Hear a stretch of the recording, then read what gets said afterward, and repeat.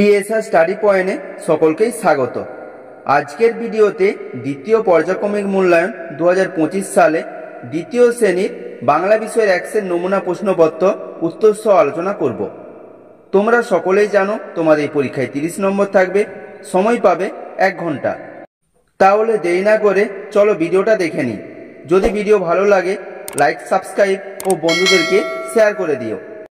তোমাদের কিন্তু বাংলা পরীক্ষা এবারে আমার বই থেকে দ্বিতীয় পর্বটি হবে। 1 দাগ সঠিক উত্তরটি বেছে নিয়ে লেখো। এখানে সঠিক করতে হবে প্রতি প্রশ্নের মান 1 করে। 1 দাগের ক, উচিত শিক্ষা গল্পটি মণিপুরী কোন ধরনের গল্প? লোককথা, উপকথা, রূপকথা। উত্তরটি হবে উচিত শিক্ষা গল্পটি মণিপুরী উপকথা ধরনের গল্প। খ, অতীত পাখির শীতকালে, বর্ষাকালে, গ্রীষ্মকালে দেখা মেলে। উত্তর হবে অতীত পাখির শীতকালে দেখা মেলে।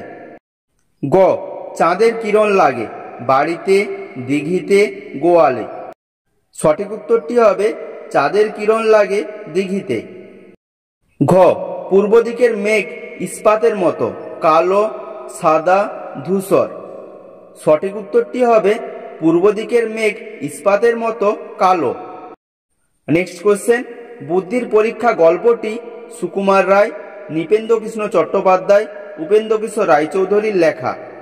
সঠিক উত্তরটি হবে বুদ্ধির পরীক্ষা গল্পটি নৃপেন্দ্রকৃষ্ণ চট্টোপাধ্যায়ের লেখা। নেক্সট কোশ্চেন, নদী থেকে কলসি, ঘটি ভাঁড়ে করে এনে দিল জল।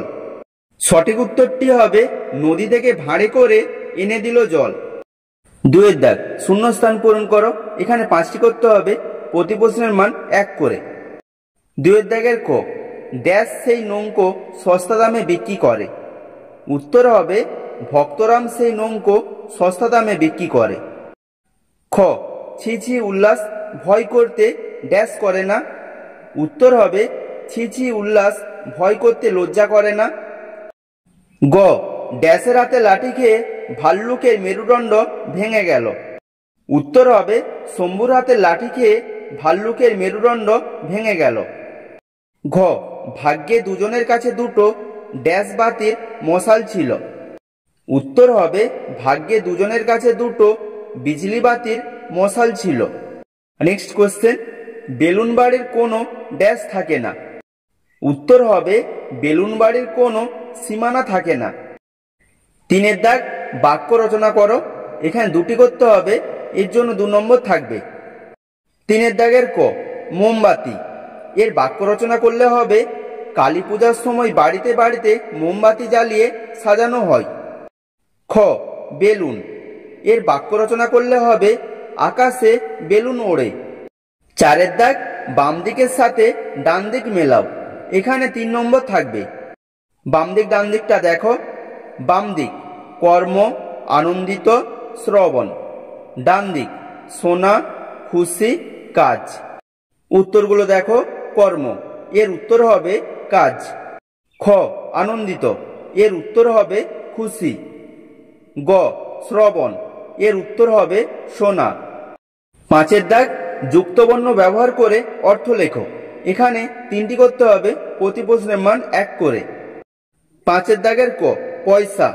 এর অর্থ হবে মুদ্রা। খ, ফুল। এর অর্থ হবে পুষ্প। গ, সব। এর অর্থ হবে সমস্ত। 6 দাগ বাম দিকের সাথে ডান দিকের বিপরীত শব্দগুলি মিলিয়ে লেখো।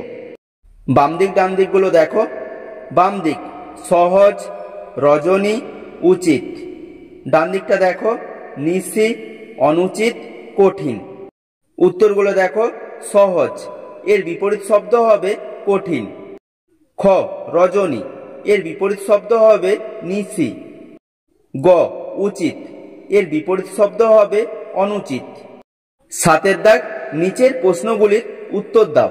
এখানে 8টি করতে হবে, প্রতি প্রশ্নের মান 1 করে। 7 দাগের ক, ভক্তরামের নৌকা কি দিয়ে তৈরি? উত্তর হবে ভক্তরামের নৌকা শক্ত কাঠের তক্তা দিয়ে তৈরি। খ, বিশ্বম্ভর বাবু পালকি চড়ে কোথায় চলেছেন? উত্তর হবে বিশ্বম্ভর বাবু পালকি চড়ে সপ্তগ্রামে চলেছেন। গ গাছে গাছে কবিতায় মোট কটি ফলের নাম রয়েছে? উত্তর হবে গাছে গাছে কবিতায় মোট 10টি ফলের নাম রয়েছে। ঘ রোদ উঠলে আকাশ কেমন দেখায়? উত্তর হবে রোদ উঠলে আকাশ চারদিক সোনালি দেখায়। নেক্সট কোশ্চেন, অন্যখানে কবিতাটি কে লিখেছেন? উত্তর হবে অন্যখানে কবিতাটি সুখলতা রাও লিখেছেন। নেক্সট কোশ্চেন, হাতিটি জাম গাছে কি করছিল? উত্তর হবে হাতিটি জাম গাছে গা ঘষছিল। নেক্সট কোশ্চেন, পাখিরা কখন ডাকে? উত্তর হবে সূর্য ওঠার ঠিক আগে পাখিরা ডাকতে থাকে। নেক্সট কোশ্চেন, কে নিজ স্বরে অপরকে মোহিত করে? উত্তর হবে বংশী নিজ স্বরে অপরকে মোহিত করে।